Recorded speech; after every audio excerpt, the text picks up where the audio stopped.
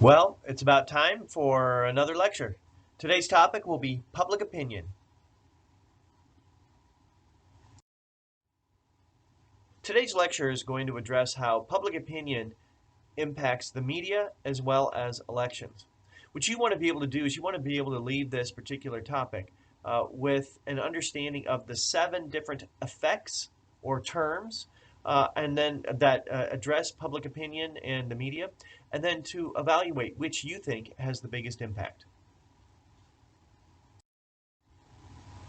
Well, if the subject of this lecture is public opinion, we should probably define it. Here's a one-sentence definition from any textbook, probably, of public opinion. Essentially, it's the politically relevant opinions held by average people that they're willing to share or they're willing to express openly. That's a textbook definition of public opinion. So let's begin by exploring public opinion, its impact in elections, and the way in which public opinion is impacted by the media.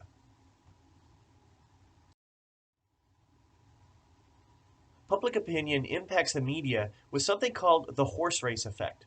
This is where the media tends to focus on a candidate who is ahead or behind in the polls, as opposed to focusing on the candidate's stances on the issues. So just like if you were to go to a horse race, and you would hear, and they're off, and the announcer would focus on who's ahead or who's behind. The media tends to focus on who's ahead or who's behind in the polls, as opposed to candidates' stances on the issues.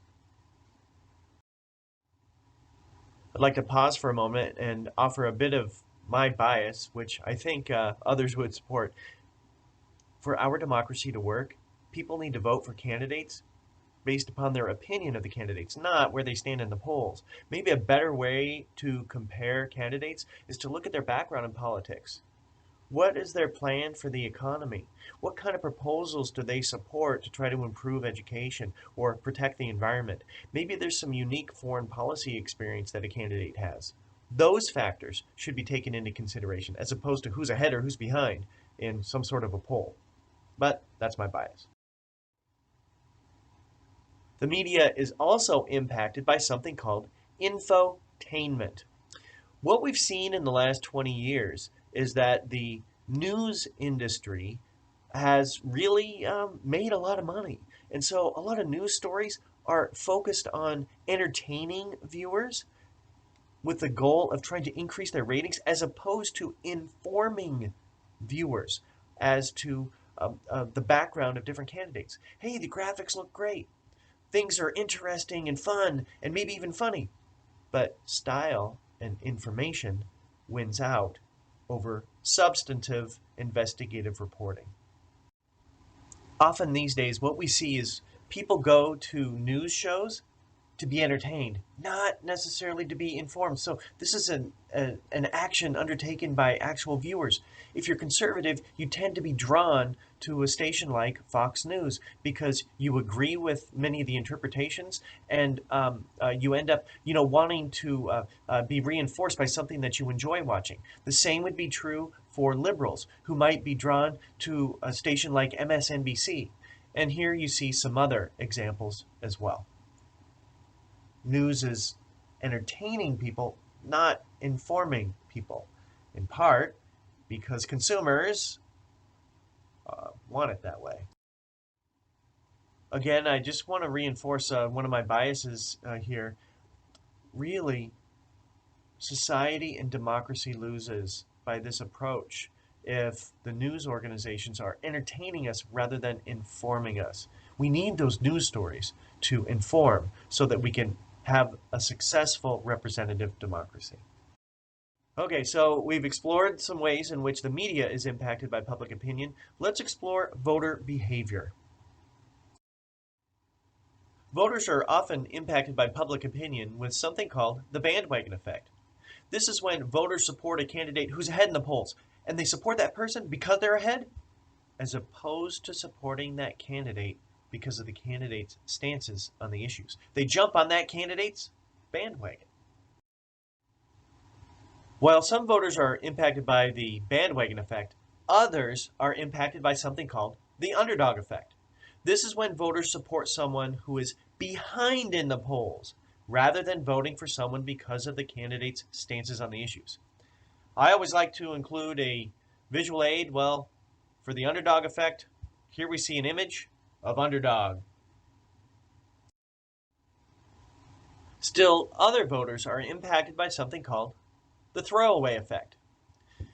Let me try to explain. Voters fear they'll be throwing away their vote if they vote for someone who's way behind in the polls, even if they support that candidate's stances on the issues. Sometimes the throwaway effect encourages people just to stay home and they don't vote because they figure, well, my candidate has no chance of winning. Others might vote for one of the front runners because they figure, well, okay, my guy doesn't have a chance of winning, so I'm going to try to influence the election this way. And then we have swing voters.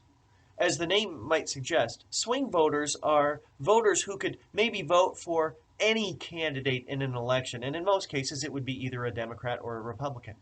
Often these are the so-called difference makers when it comes to winning and losing elections. Ironically, a typical profile of a swing voter is a so-called soccer mom. Ever since the 1990s, the so-called soccer mom vote has been an important profile that has been coveted by both the Democratic and Republican parties because they're often the difference makers in elections. Some of these tendencies is the so-called soccer mom vote. Well, these tend to be white women who live in the suburbs and they come from middle-class families.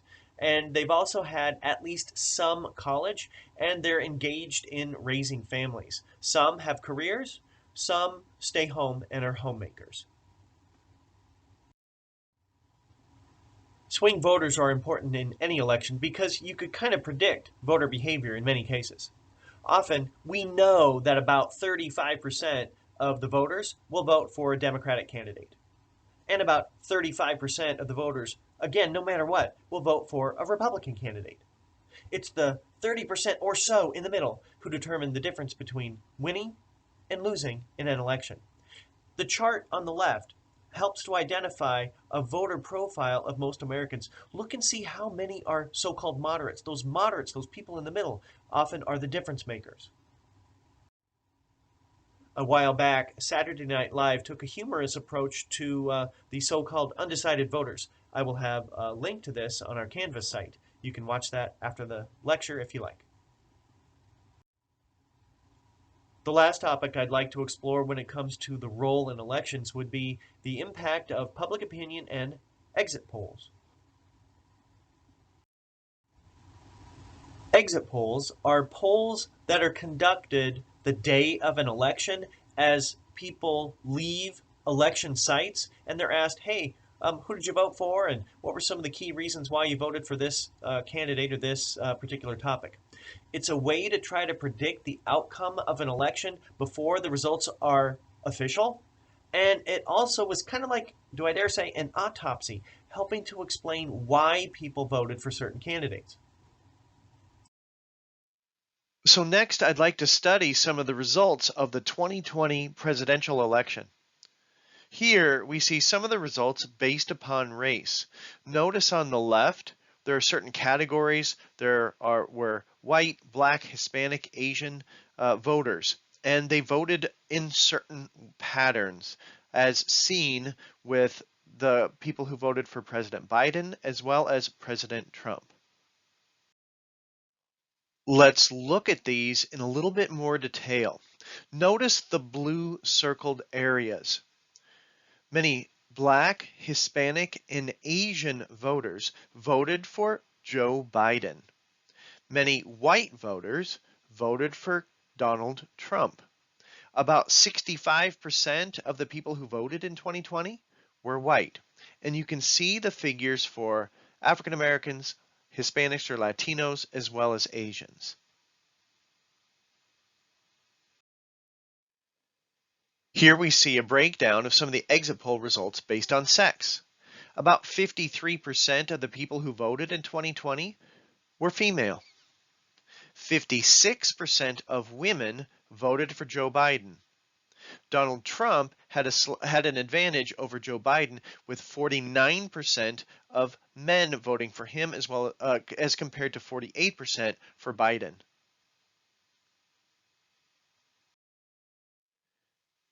It's rather interesting when you combine race and sex.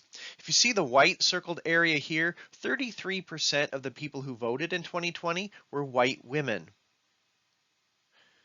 55% of white women voted for Donald Trump. But then look at the blue circled areas. 80% of black men, 91% of black women voted for Joe Biden. So Biden did quite well among racial and ethnic minorities, both men as well as women, and African Americans as well as Latino and Latinas.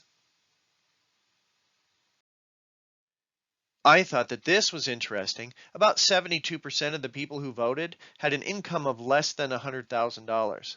Well, 57% of those individuals voted for Joe Biden, as opposed to the 54% who voted for Donald Trump if they had an income of $100,000 or more.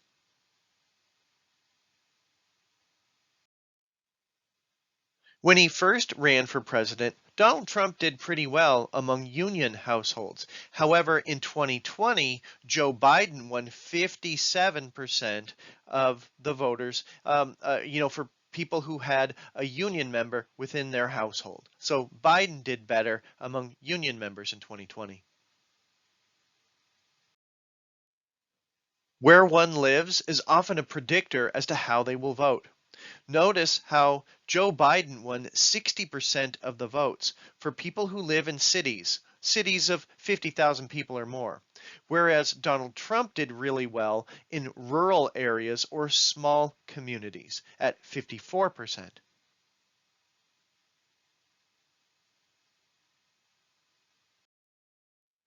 Okay, so I promise this is the last one, but I think this one is interesting as well.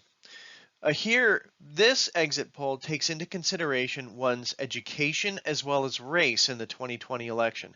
Notice among white college graduates, Joe Biden won 49% of the vote and Donald Trump won 49% of the vote. So it was split there. But if you look at white non-college graduates, Donald Trump did really well there at 64% of their votes. But then Joe Biden did very well among non-white college graduates and non-white non-college graduates at 71 and 72%.